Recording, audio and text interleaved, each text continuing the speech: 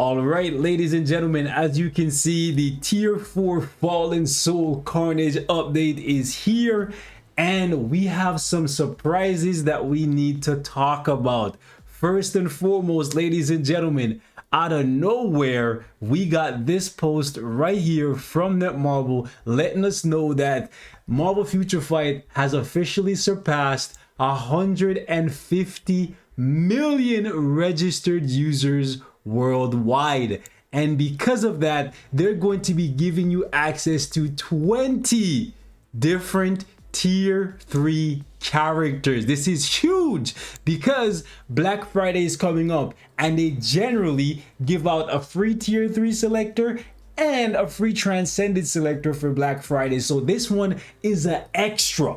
This is amazing. If you're free to play this, you want to make sure to take advantage of. So these are the characters that you're going to have access to from the tier 3 selector. As you can see, we have Captain America, Iron Man, Spider-Man, Ant-Man, Thor, Black Panther, Sharon Rogers, Captain Marvel, Cyclops, Winter Soldier, Black Widow, Hulk, Black Bolt, Storm, Ghost Rider, Venom, Loki, Rogue, Daredevil, and Vision. It's a mouthful, lots of different choices here, some old meta, some new meta, some future meta. We gotta talk about it, ladies and gentlemen. Now, unfortunately for me, on my main account, I won't be able to take advantage of this because I already have all of the characters at tier 3. But for you guys who have been slowly grinding and tier 3ing good characters, this might be a time for you to catch up on some of the future metas or some of the tier 3s that you see very often in story missions that are not really good for much else, so you don't want to actually use your resources on them. As you can see, there are some tier 4 characters on this list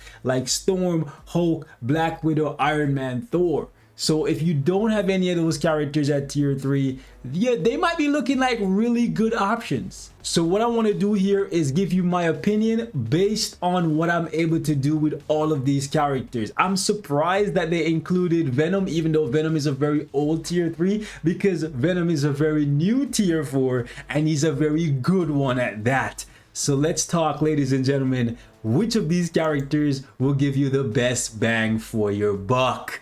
Let's jump into it, man. So we're going to start off with the bottom here. Alliance Conquest, Story Mode, and Shadowland. We're going to put these characters in order. Okay, Ant-Man is possibly the worst character that you could choose from this tier 3 selector as of right now, October 5th, 2022. Now keep in mind that Quantumania is coming up and he will get a tier 4 for his movie, but for now he's the worst possible option. We're also gonna put Vision in here. Not too much of a bright future for this guy, and the only thing I really see him doing is Shadowland, Alliance Conquest, and Story Mode. That's about it. You can use him as a leader for Scarlet Witch or an Iron Man if you don't have Hulkbuster, okay? Also gonna throw in Winter Soldier. This guy is not very good. I guess you could say maybe he's the second best option here from this bottom row, but he's not very good for anything. His leadership is just a standard 30% physical leadership. His DPS and survivability is not that great. He's pretty much just an Alliance Conquest character that you use for Story Mode and Shadowland. Now, I want to put Black Panther right here as a character that could be potentially getting a uniform soon, because Black Panther 2, aka Wakanda Forever, is being released next month. And I find it highly unlikely that they wouldn't give him something even though he's not in the movie, okay? So I'm gonna put him there. However, let's go back down here.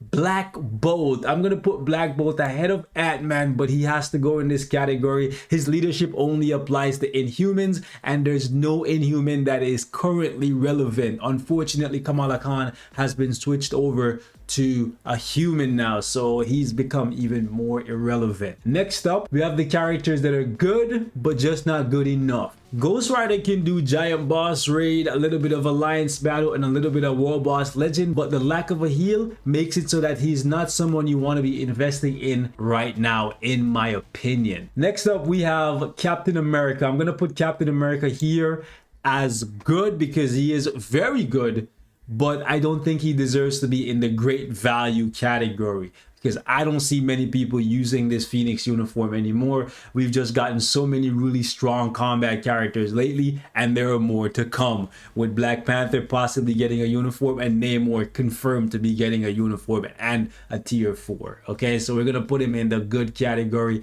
We're also gonna put Captain Marvel in the good category. However, she's kind of lost some value with Squad Battle now being eliminated, but she's a good fracture striker in this uniform, so we're gonna put her in the good category. Definitely better, more useful than these guys, for sure, for sure. We're gonna put Daredevil down here, honestly, in the Alliance Conquest story mode section. He could possibly be good, but I don't really see people using him for PvE. His damage has never really been good enough to do stuff like World Boss Legend, and I don't really see people using him in Timeline Battle or Extreme Alliance Battle. So it's just realistically right down here is where he has to go, maybe ahead of Vision as the leader of the trash category. Sadly. Moving on, we're gonna put Rogue in this category as good. However, currently she's just not good enough. She lost a lot of value with the merger of Squad Battle and Alliance Battle, so we're gonna put her in the good category. Maybe you could say she's more useful than Captain Marvel, but that is debatable. We'll just leave her in this category. You can shuffle this category around however you want. Next up, we have Sharon Rogers. I unfortunately have to put Sharon Rogers down here in the good category. Her damage is amazing, but her survivability is just a pain for high level content. Not having a bigger heal really hurts her, so I'm gonna put her down here, the highest DPSing character in this category for sure. I wanted to put her in the category of potentially getting a uniform soon, because there's a history of whenever Sharon Rogers is no longer relevant, immediately within a few months she gets a new uniform. So that might be coming by the end of the year. We'll have to wait and see, but for now I'm gonna put her right here in the good category. Next up, we have Cyclops. A great leader, a great support. We have to put him in the good category though. He's great value, to be honest. I kind of want to put him in the great value.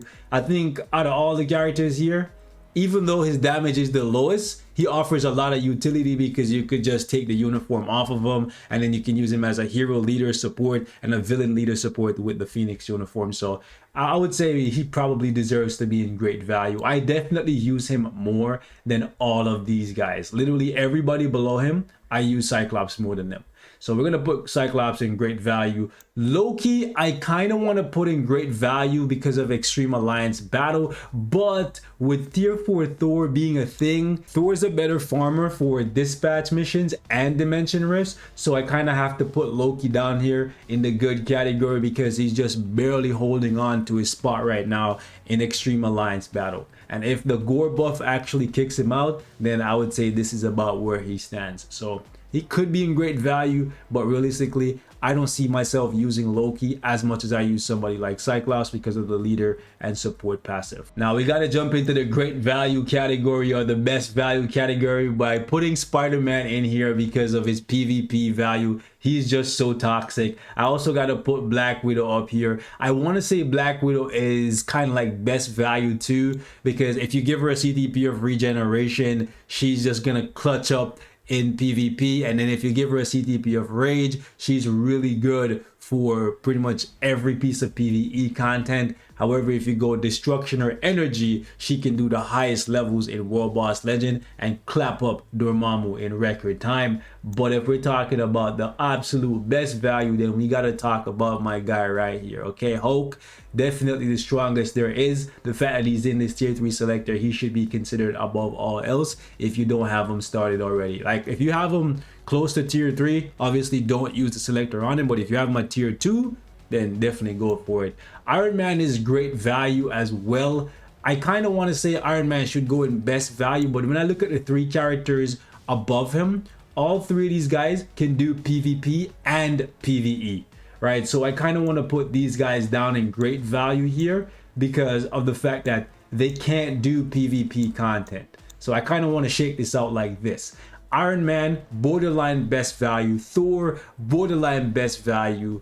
Venom, kind of the same thing. And then these two, I would say they stay in great value because she has a support passive and she's currently the only mutant that can be used for Alliance Battle Legend right now. So the value of her in this uniform is just absolutely insane. You don't have any other choice right now on a couple different days. And obviously Cyclops coming in clutch with the leader and the support. Now I know some of you guys will have issues with this. You're gonna say Iron Man should be at the top here, but honestly, because of Hulk's PvP and PvE value, he has to be there. I don't think these guys can really, I think it's probably like this, truthfully.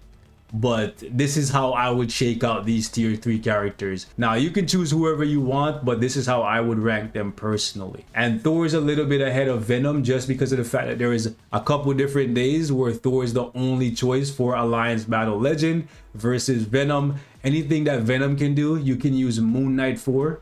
And then in addition to that, there's certain stages in World Boss Legend that Thor is literally the only choice you have.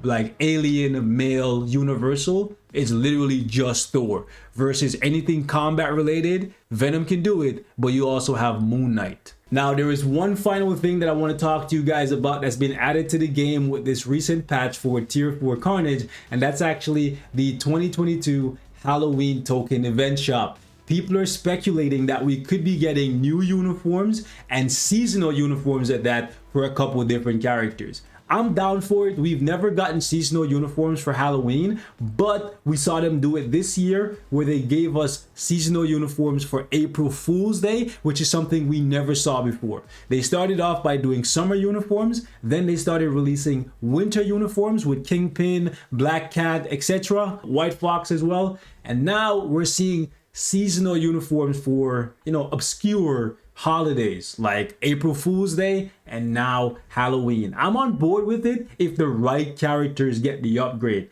Like for example, I would love it if one of the seasonal uniforms actually went to Elsa Bloodstone. She's one of the longest transcended characters in the game that doesn't have a uniform. She was one of the first characters that could be transcended, and even now there's several characters that came after her and she still hasn't gotten one. And she actually fits the theme of Halloween quite nicely, a monster hunter. I would love to see a uniform for her, and I would also like to see something for maybe Werewolf. I think that would be a nice combination for characters that they could choose for Halloween to give uniforms to. I know there's not that big a fan base for Werewolf, but generally when it comes to seasonal uniforms, the females are the ones that they charge money for, the $15 purchase, and then the males are usually the ones that they, you know, sell for crystals.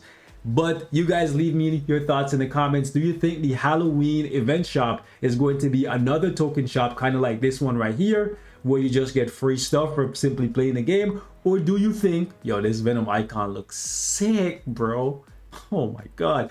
Anyways, or do you think that is going to be a seasonal uniform token shop? And which one would you prefer? You leave me your thoughts in the comments, ladies and gentlemen. I'm going to wrap it up here, and I will catch you guys in the next one.